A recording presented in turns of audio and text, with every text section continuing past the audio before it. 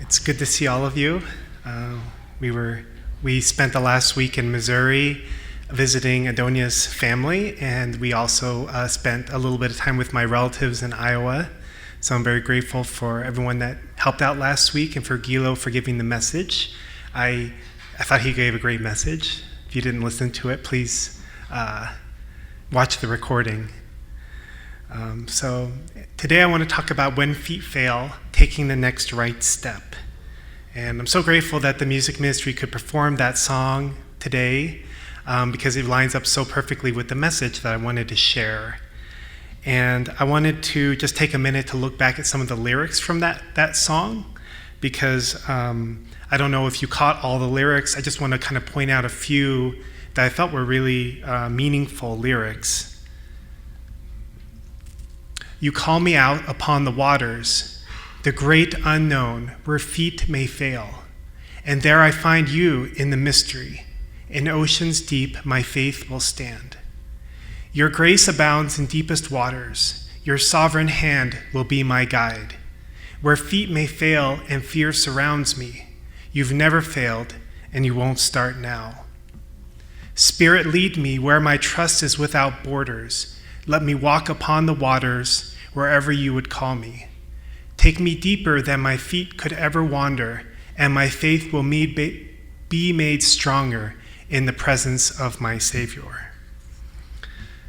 So obviously this song is a reference to the time where the Bible talks about in Matthew where Jesus walked on the water.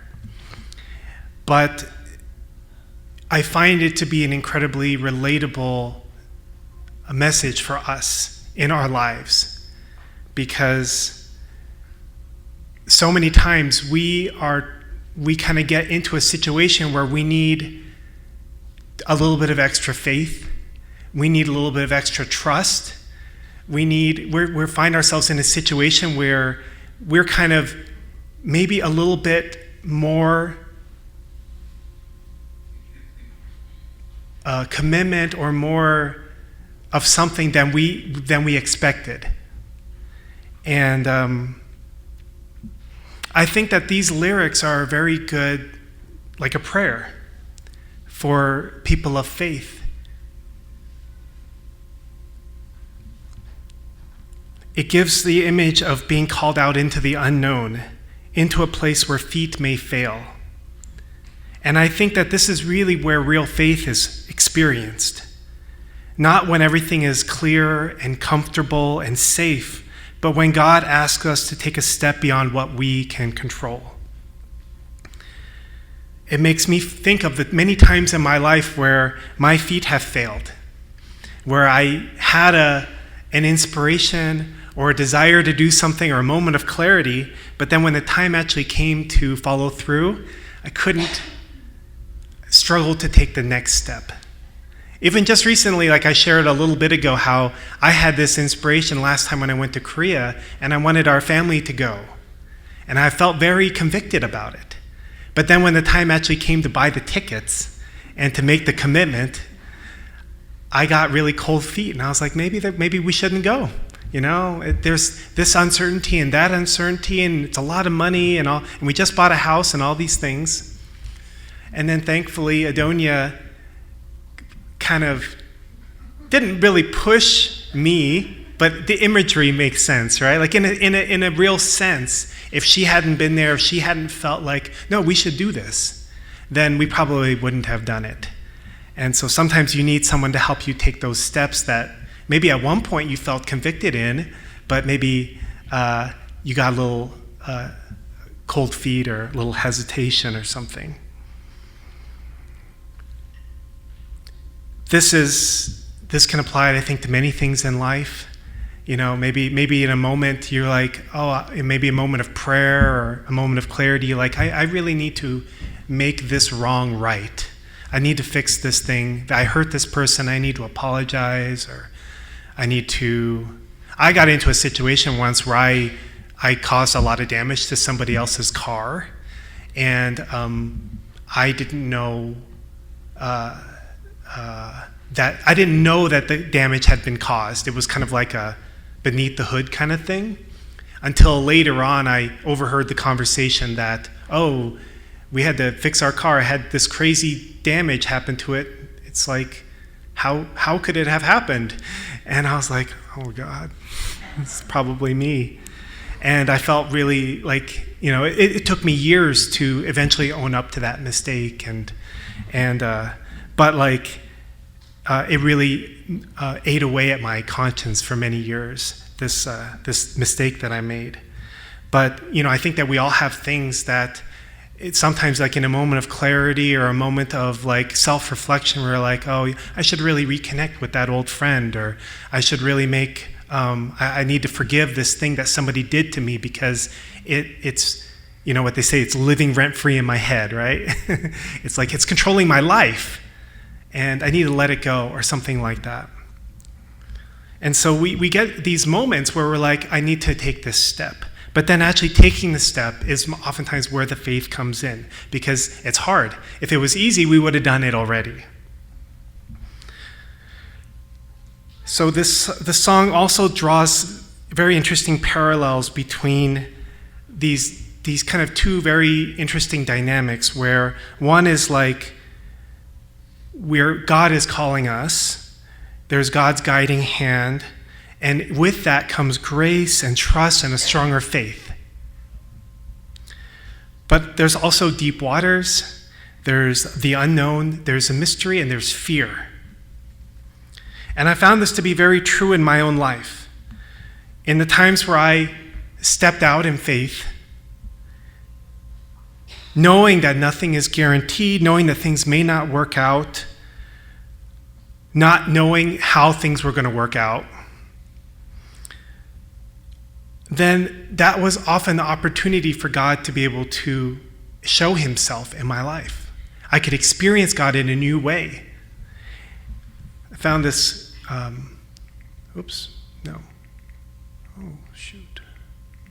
There it is.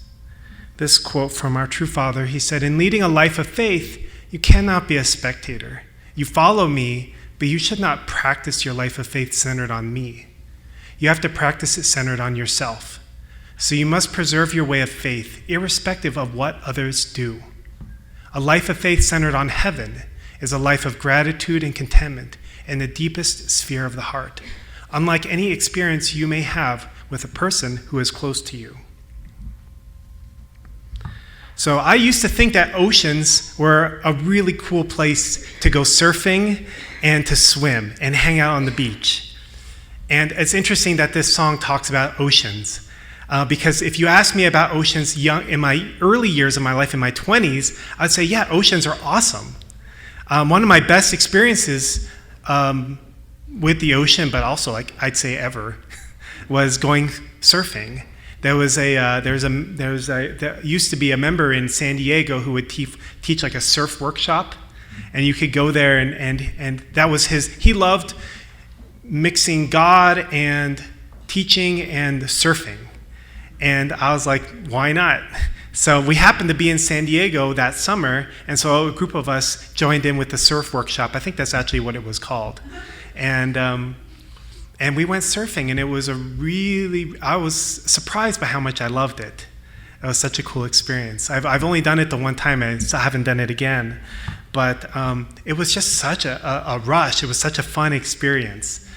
It was also a really tough experience too, because if you don't do it right, you can, wipe out, you get a lot of salt water in your mouth, you tire yourself out swimming, all these things, but it was a really cool experience. But later on in my life, I had some kind of scary experiences with the ocean, and I realized it's not really that, it's a fun place to be, but there's something very serious about it as well. I remember one time we were with a group of people, and we were all swimming, and everything was fine, I guess. And then we're on our way home, and this person was like, "Did you hear?" I was like, "What? What did I miss?" And he's like, "This guy that we were with, he's part of our group. We apparently didn't realize he wasn't there. And he had gotten swept out into the ocean so far that they had to send a helicopter to go find him. And thankfully, he had like a, I don't know, like a boogie board or something that he was floating on, or a life jacket. But we didn't even realize that he was gone, which is our bad. Obviously, that was not good. But we were just shocked by how it happened, and we didn't even realize that he was gone. And I remember one time myself personally was swimming just on the beach, near the beach, but I got caught in one of these riptide things. Is that what it's called? Riptide? Yeah, thank you. People who have lived near the ocean know this. It's very dangerous. And I didn't even, just in a matter of like seconds, I was pulled out into the ocean. And I was swimming as hard as I could, and I could not get in. I could not get back. And thank God the lifeguards were there, and they swam out and grabbed me. But, and this wasn't even in the ocean. It's just like on the shore where it's like, 7 feet deep or something like that. But I realized that the ocean is really like something to be respected. Maybe not feared. I don't know if that's the right word, but it's a little bit scary. I realized it's not just a place for fun. And it gave me a little bit of perspective on this song, because when you talk about oceans and you talk about like standing on the waters, and the ocean is like thousands of feet down, and there's sharks in there, and there's all kinds of things that you could drown in, they could kill you. It really represents in many real ways fear in life. Because there are a lot of things where we could go into life and we make decisions and we try new things, and they really could, in a real way, like damage us, hurt us, destroy us internally. Like we could become so afraid to try again, to try anything new.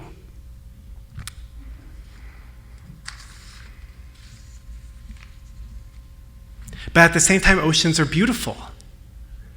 And the kind of things you see in the ocean, you can't find anywhere else. For our 20th anniversary, we went to Hawaii, and we did this thing where you go, what were the animals that we saw? Those in the fish? The manta rays, yeah. So we went, it was a touristy thing, right? You pay a bunch of money, and they take you out, and they give you all the equipment, and you're floating on these buoys next to the ocean, and then they shine the UV light down into the ocean, and it attracts the plankton and stuff. And then the manta rays come up, these massive manta rays, like 15 feet wide. And they come up, and they are scraping against your body as they are like looping up around and back, trying to eat the plankton.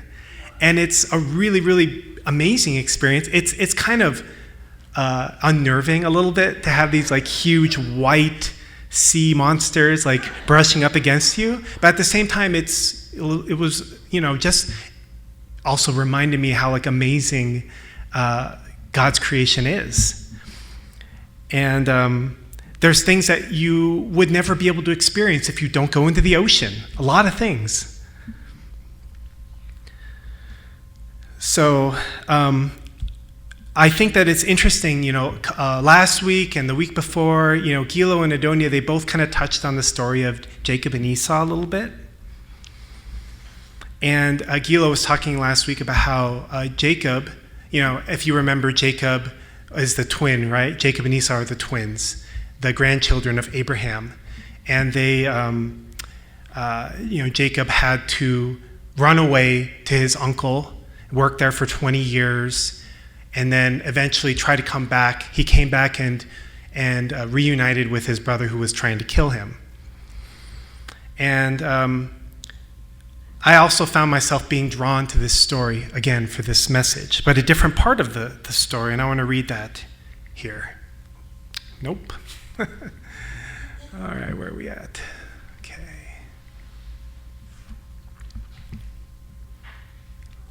So, God said to Jacob, "Go back to the land of your fathers and to your relatives, and I will be with you." So Jacob was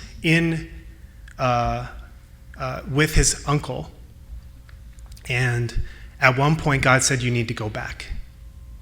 And so he's on his way back. And then he had sent some messengers to let Esau know that he was coming back, and basically saying, we hope that you will, accept us back into our homeland. So the messengers returned to Jacob, and they said, we went to your brother Esau, and now he is coming to meet you, and 400 men are with him. So not the response he was hoping for. In great fear and distress, Jacob divided the people who were with him into two groups, and the flocks and herds and camels as well. He thought, if Esau comes and attacks one group, the group that is left may escape. So he's not very optimistic. But God told him he needs to go back. And he also burned his bridges with his uncle. So he would have had to, go find a new home, I guess, if he needed to. But he couldn't go back to where he was, and he was worried about going forward. He was in great fear and distress. I want you to remember this point, because the people in history, the providential figures, they didn't do these things nonchalantly. Oh yeah, I'm just gonna follow God's will and everything will work out. Or, these are real people who had real fears and emotions and doubts.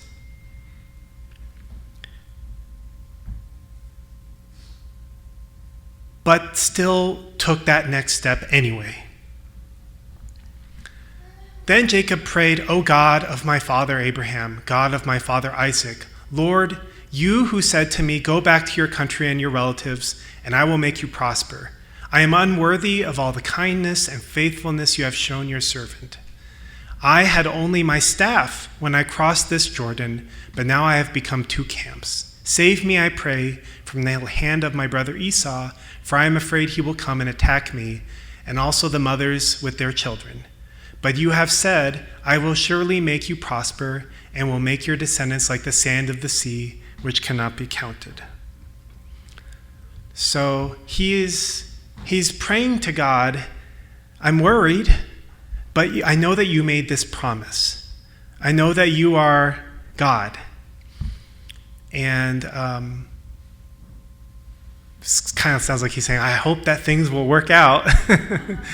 But he had faith in God. And then, of course, he wrestled with the angel, and we know how things ended up at the end. To me, this sounds a little bit kind of like Jesus' prayer in the Garden of Gethsemane, where Jesus was praying to God before going to the cross and saying, if there's some way for this cup to be passed from me, please allow it to happen, but at the end of the day, your will be done.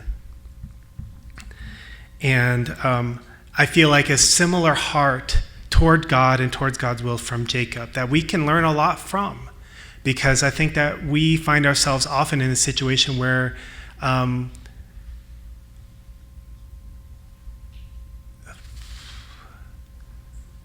we feel like if we follow God's will or if we follow God's way, then we will lose.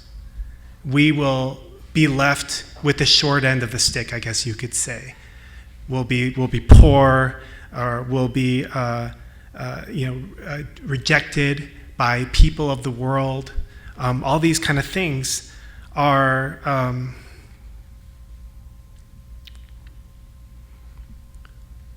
a lot of times fears that people have. If we feel like we have to go God's way, then I'm going to lose things that are important to me. I love this verse in the Bible, because for me it helps me to relate to experiences I've had in my own life, where I feel like I wasn't sure if I should make that step forward, if we should make this commitment, if we should do where we feel like God is leading us. But it's a reminder that all people of faith have gone through this. It's part of a life of faith to confront our fears, to confront our doubts, to go into uncharted territories. I think it's what keeps life exciting, instead of just staying where things are comfortable all the time. Don't get me wrong. I love being comfortable. That I feel like I'm not comfortable enough. Like I wish I could be more comfortable. But there's something exciting about going into an area where you don't know if things are going to work out. And then being able to experience God coming through in a way that you didn't expect or in a new way that you've never seen before.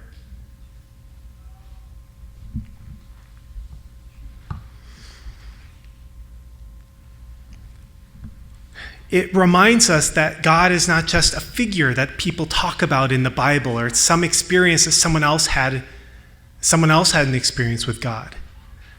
But God is a real God, my God, not just the God of my parents or the God of others, that cares about my life and that cares about the things happening in the world around me.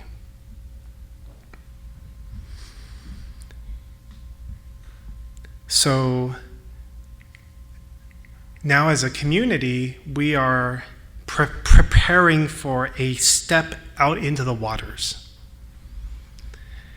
This is kind of where I'm leading up to here.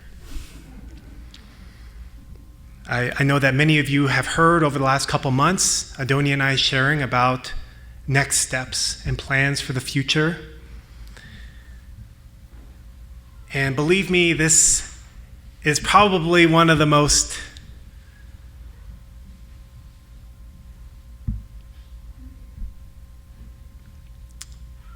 scary things that we have ever considered.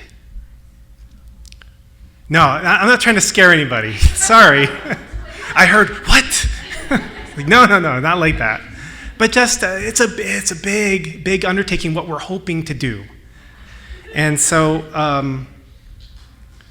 today we're taking our first steps in that direction. Today, after service today, I'm going to be meeting with some of our ministry leaders, and I'm going to be sharing the first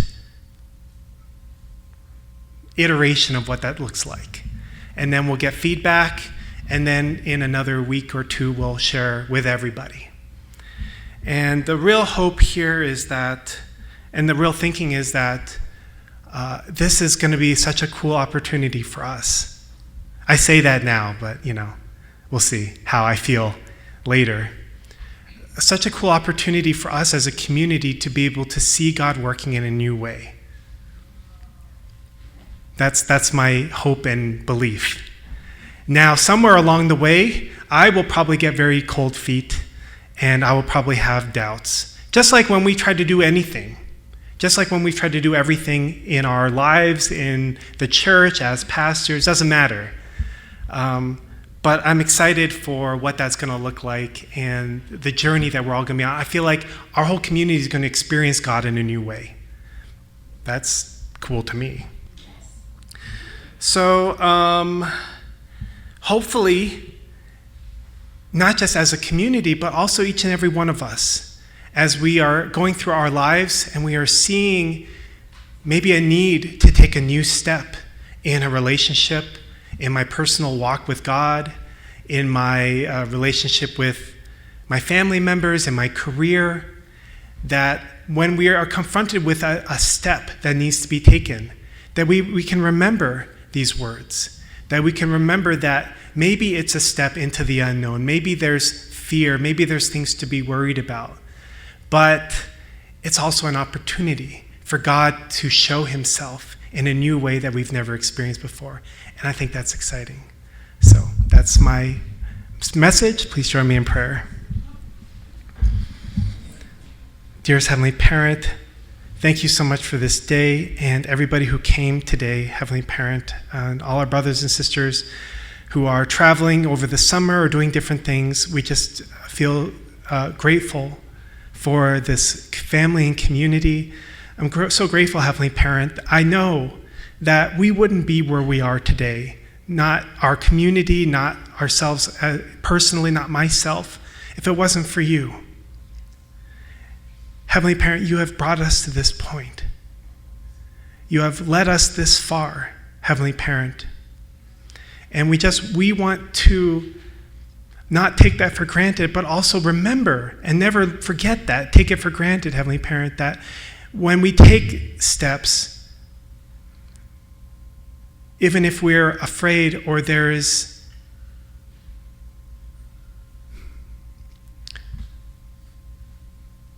reason for concern, Heavenly Parent, that we can trust in you. That we can remember that you're the same God of Abraham, Isaac, and Jacob as us. You're still there, and you're still fulfilling your promises, and you're still being faithful, even when we turn our backs on you, even when we shut you out of our lives. And I pray and hope, Heavenly Parent, that in our journey with you, Heavenly Parent, that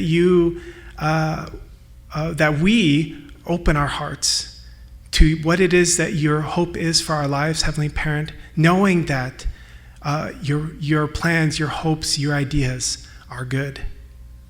And we're hopeful, Heavenly Parent, for the future and grateful for everything. I offer this prayer on behalf of all of our blessed families represented here. Amen and adieu.